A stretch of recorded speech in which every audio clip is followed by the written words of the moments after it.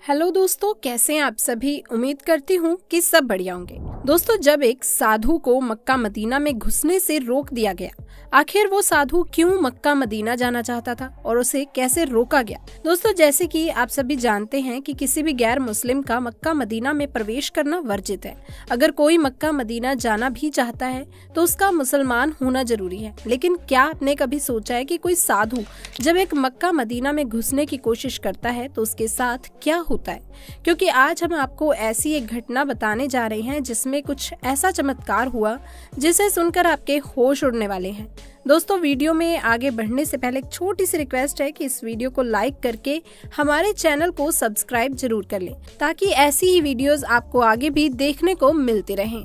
तो दोस्तों, इस घटना की शुरुआत होती है एक अंतर्राष्ट्रीय कथावाचक साधु महाराज जी से, जिनका नाम हमने गोपनीय रखा है क्योंकि उस साधु का मानना था कि अगर हम धर्म की रक्षा करेंगे तो धर्म हमारी रक्षा करेगा। इसलिए हम साधु का नाम आपको नहीं बताएंगे, लेकिन उनके साथ जो हुआ, उन्होंने जो किया, वो हम आपको जरूर बताएंगे।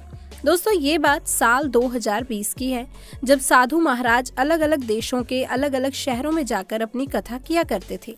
लेकिन जब उन्हें पता चला कि इस्लामिक देशों में हिंदुओं की स्थिति बहुत ही बुरी है, वहाँ पर हिंदू धर्म वालों के साथ गलत व्यवहार किया जाता है, तो ये सारी बातें जानकर उनसे सहा नहीं गया और उन्होंने निश्चय किया कि वो अलग अलग इस्लामी देशों में जाकर वहाँ पर मौजूद थोड़े बहुत जो भी लोग हिंदू हैं उन्हें अपने धर्म के प्रति जगाएंगे, ताकि वो इस्लाम देश में रहने के बावजूद भी एक हिंदू की तरह जिंदगी को जी सके।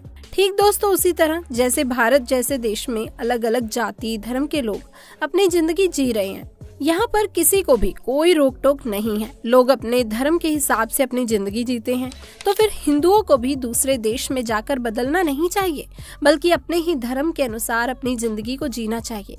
इसी बात को समझाने के लिए साधु बाबा ने सभी अलग अलग देशों में जाकर रामायण और महाभारत की कथाएं करी। लेकिन जब वो सऊदी अरब पहुंचे तो उन्हें कुछ और ही नजारा देखने को मिला।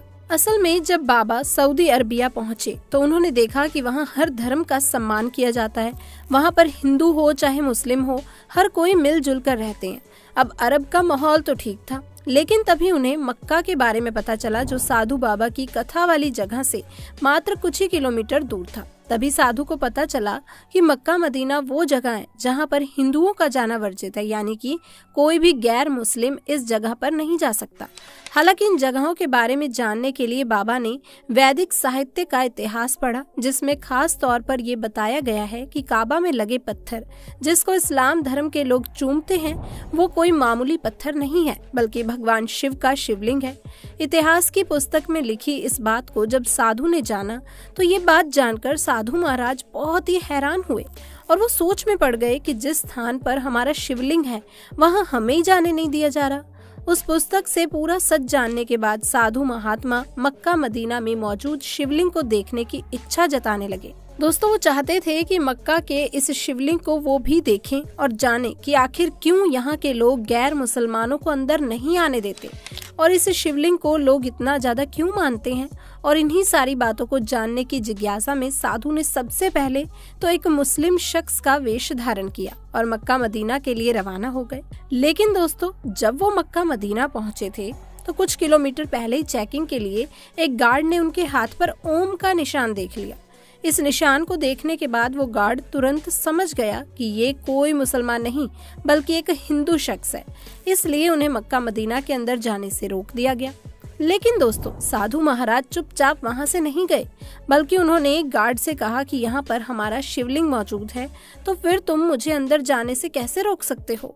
साधु की बात को सुनने के बाद सुरक्षा कर्मी ने उन्हें पुलिस के हवाले कर दिया। थोड़ी देर तक जांच पड़ताल चली, लेकिन बाद में साधु महाराज को छोड़ दिया गया क्योंकि वो एक प्रसिद्ध साधु महात्मा और कथावाचक थे। उन्हें इस तरह से ज्यादा लंबे समय तक गिरफ्तारी में रखना ठीक नहीं था, इसलिए पुलिस ने उन्हें छोड़ दिया। लेकिन दोस्तों, इन सारे चक्करों में वो मक्का मदीना नहीं जा पाए। इसी बात को लेकर उनके मन में हमेशा ही असंतुष्टि बनी रहती। लेकिन इस घटना के कुछ ही दिनों के बाद सोशल मीडिया पर एक फोटो चारों तरफ फैलने लगी, वायरल होने लगी। फोटो में काले पत्थर का एक शिवलिंग नजर आ रहा है, जिसे देखकर हर कोई ये दावा कर रहा है कि मक्का मदीना में बने काबा के नीचे वाले भाग में शिवलिंग के दर्शन हो गए हैं। और ये फोटो कहती है कि वैदिक साहित्य का इतिहास पुस्तक में शिवलिंग के बारे में जो बातें लिखी थी वो 100% सही हैं।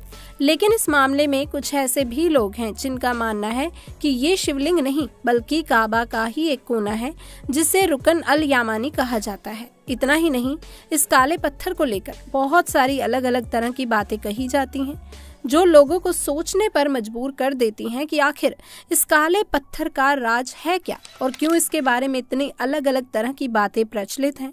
असल में दोस्तों, जब इस्लाम धर्म से ताल्लुकात रखने वाले लोग हज की यात्रा के लिए मक्का मदीना जाते हैं तो यहाँ मौजूद काबा में लगे काले पत्थर को चूमना नहीं भूलते। कहा जाता है कि इस काले पत्थर को चूमकर जो कोई भी दुआ मांगी जाती है वो पूरी हो जाती है।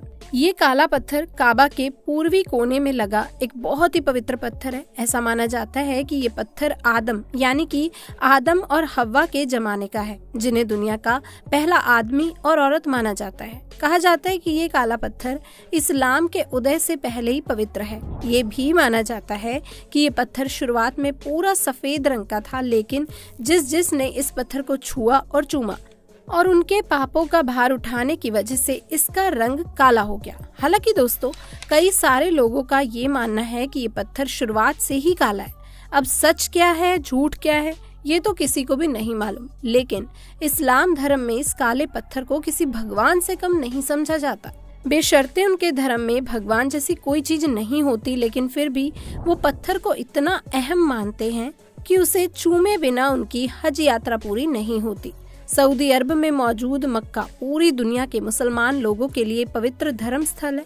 इस्लाम को मानने वाले हर एक शख्स के लिए कम से कम जीवन में एक बार हज यात्रा करना बहुत ही जरूरी माना जाता है, बशर्ते उसके पास उसके लिए जीवन में सुविधा हो, यानी कि आर्थिक रूप से उसके पास सुविधाएं हों, उसे मक्का जाने के लिए किसी से पैसे मांगने की जरूरत ना पड़े और ना ही उसका पैसा चोरी, मक्कारी और धोखे का होना चाहिए। वो शारीरिक रूप से सक्षम हो।